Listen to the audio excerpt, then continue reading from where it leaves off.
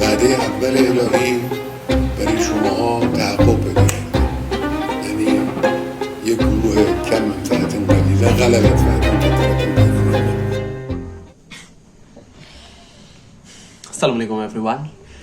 Minggu ini Amerika menyatakan dukungan mereka ke Israel, bahwa Amerika siap untuk mendukung Israel jikalau Israel benar-benar akan berperang dengan Lebanon. Wow, sangat-sangat suportif ya. Apakah Israel akan menyerang Lebanon atau Lebanon akan menyerang Israel dalam artian perang yang resmi? Prediksi saya tidak untuk saat ini. Namun itu adalah pembahasan untuk lain waktu. Saat ini di dalam konflik Israel-Palestina ada dua sisi yang dominan. Yang pertama adalah sisi yang mendukung Israel. Sesuai yang kita ketahui, dia adalah Amerika Serikat. Tidak perlu dipertanyakan lagi ya. Mereka mendukung dengan senjata, dengan uang, dengan veto di PBB. Semuanya mereka berikan untuk Israel, adinda tersayang. Dan kemudian di sisi lain ada sisi yang membela Palestina dan melawan Israel. Nah, di sisi ini ada tiga faksi yang menonjol. Yang pertama, sesuai artikel tadi, adalah Hizbullah di Lebanon.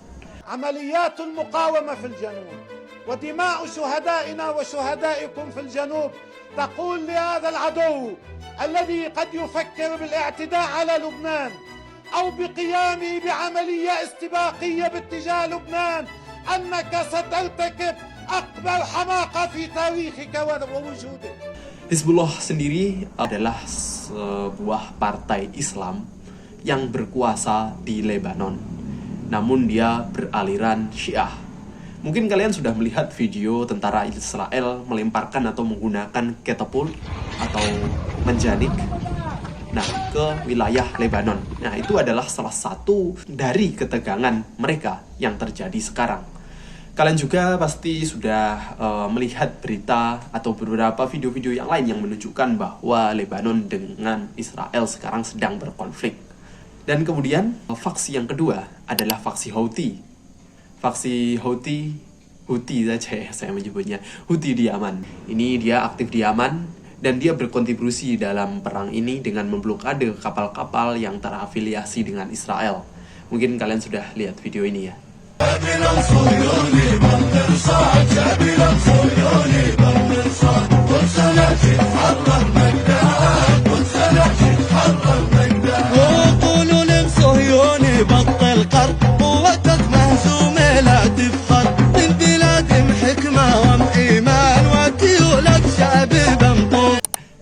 Houthi sendiri ini adalah salah satu faksi yang ada di Yaman dan dia beraliran Islam Syiah.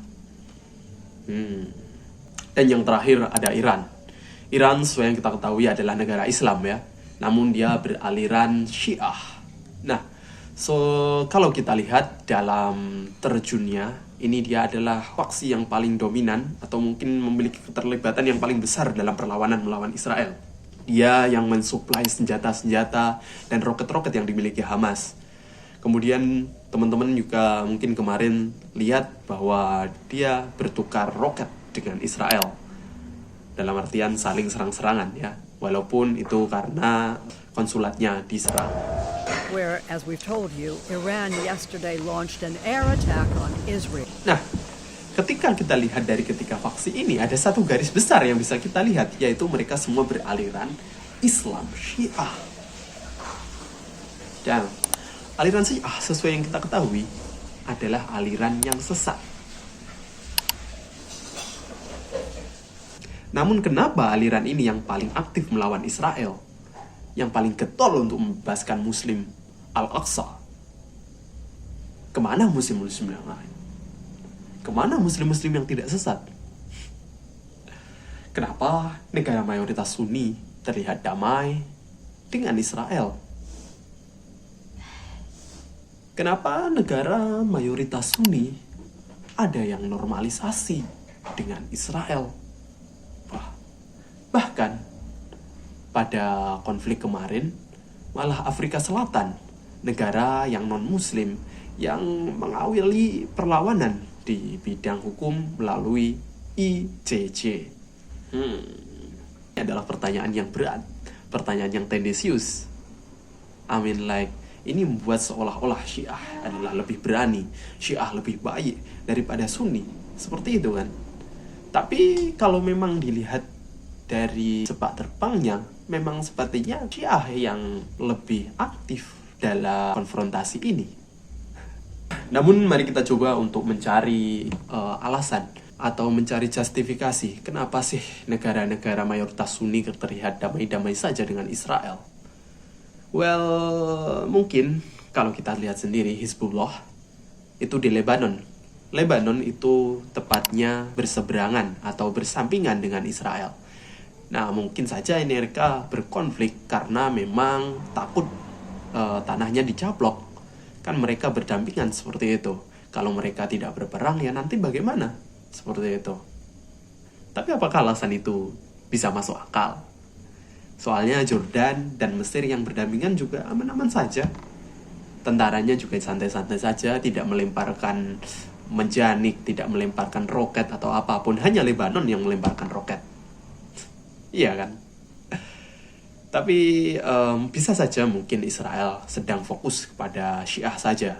Fokus kepada Lebanon saja. Kalau Lebanon sudah dikuasai, baru ke yang lain. Bisa saja. Wallahu a'lam. Kemudian coba kita cari alasan yang lain. Bagaimana dengan Houthi? Houthi sendiri itu kan sebuah faksi di Yaman yang melakukan pemberontakan. Dia sedang berperang dengan pemerintah yang sekarang. Nah, bisa saja karena Yaman kan sedang berperang, maka dia perlu perhatian dari publik, perlu dukungan dari publik. Dan dengan dia menyerang ini, dia mendapatkan dukungan dari negara-negara Islam, dukungan dari negara-negara Muslim, dengan harapan bahwa ketika mereka melanjutkan perang ini, mereka akan didukung oleh umat Muslim sedunia. Bisa saja seperti itu kan. Wallahu a'lam. Tapi kenapa negara-negara lain yang di samping-sampingnya kan juga ada Islam-Islam yang lain itu tidak melakukan blokade laut seperti yang dilakukan Houthi? Mungkin ya karena peraturan internasional ya, kita tidak boleh ngawur-ngawur ya. Karena mungkin Yaman kan memang terpaksa, jadinya kan dia bisa melawan peraturan internasional, mungkin seperti itu. Kemudian yang terakhir Iran. Kenapa nih Iran yang paling getol gitu? Bisa jadi karena dia diblokade. Kalau teman-teman lihat, Iran itu diblokade oleh banyak negara. Ya utamanya Amerika ya. Kemarin saja presidennya meninggal, jatuh dari helikopter karena helikopternya tidak bisa membeli spare part. Tidak bisa memperbaiki helikopternya, sehingga ya terjadi malfungsi dan meninggal seperti itu.